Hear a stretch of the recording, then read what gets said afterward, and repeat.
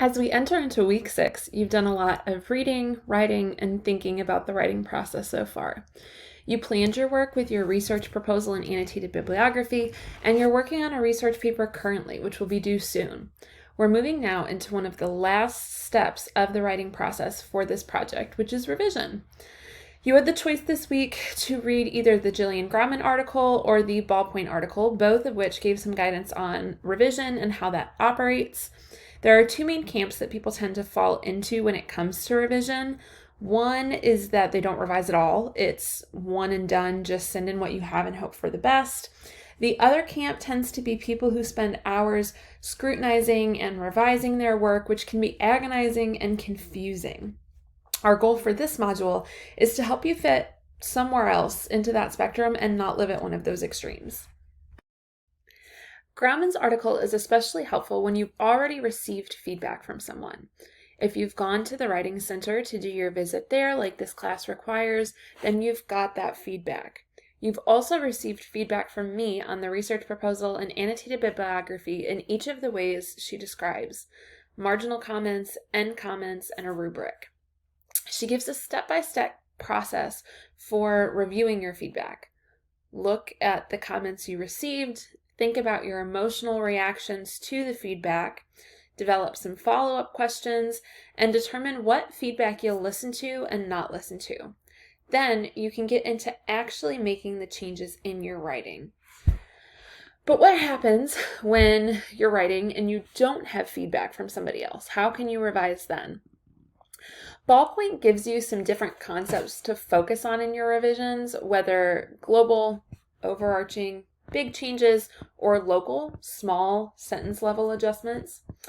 There's a suggested process on what to look for and in what order, but without specific strategies for revising, it can be confusing to figure out how to move through those pieces.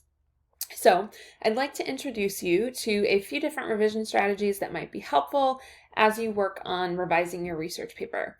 I'll link to my favorite revision strategy websites in the description in case you want to look into one of them some more.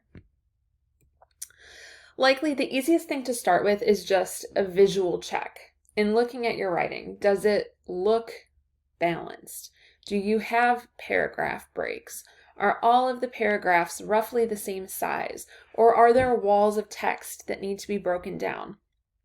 Can you see citations throughout the text? Do you need to cite some sources still, especially around quotes? If you are a visual person, you might also like a highlighter check of your draft too.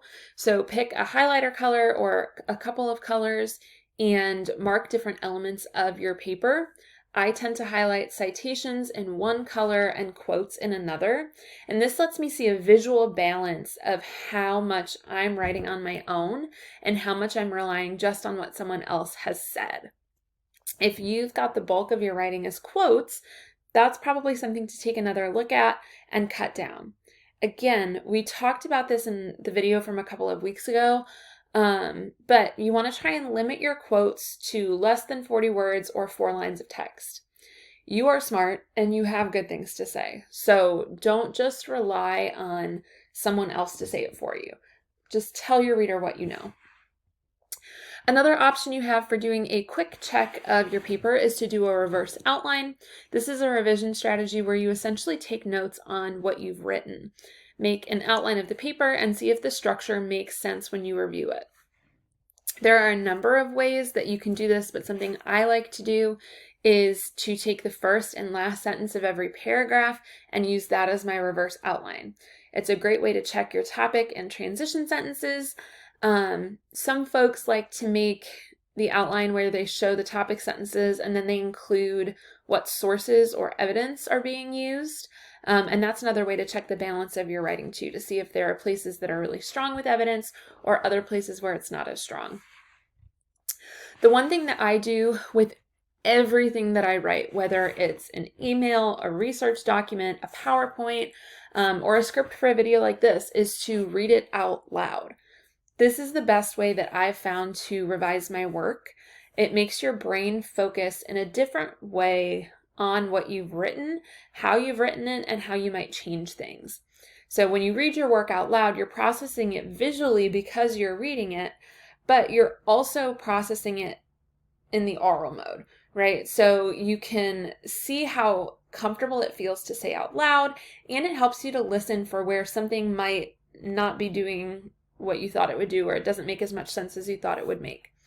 Some students in the past have used the read aloud feature in Microsoft Word. So if you hate hearing the sound of your own voice, you might pop your paper into there and listen to Microsoft Word read it out for you.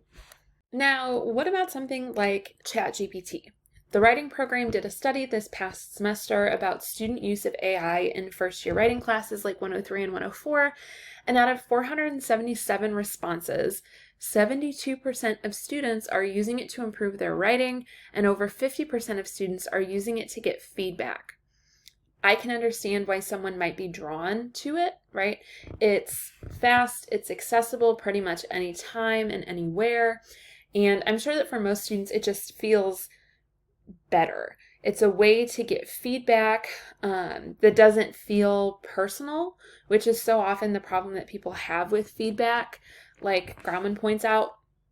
However, just because I understand the reasons why someone might use it, that does not mean that I agree with it or think it's a good idea.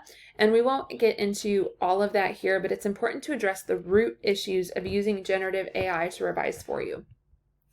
If you're interested in using something like ChatGPT for feedback, there are lots of other routes from people who are trained and paid to give you feedback. I am one of them. The Writing Center is full of them. Nobody is going to know or understand the assignment better than I do since I created the project.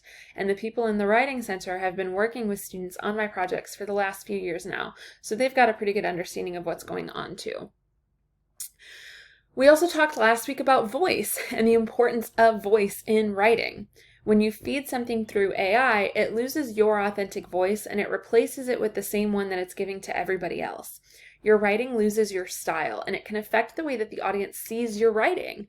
It no longer has that personal touch, and when something feels hands-off or sanitary or inauthentic, it can be detrimental to your writing. Beyond that, like our syllabus policy says, we're concerned with the ethics of writing, especially when it comes to research. Using AI where it pulls from other people's writing, where it pulls from random pages on the internet, where it hallucinates and just makes things up, is not ethical. It is not ethical. AI does not check for credibility, and it often does not cite real sources. Those are two things that, as a researcher, you have an immense responsibility to do. Revision is one of the most crucial steps in the writing process. When you take the time to revise your work, you're thinking more deeply about your writing and about your audience.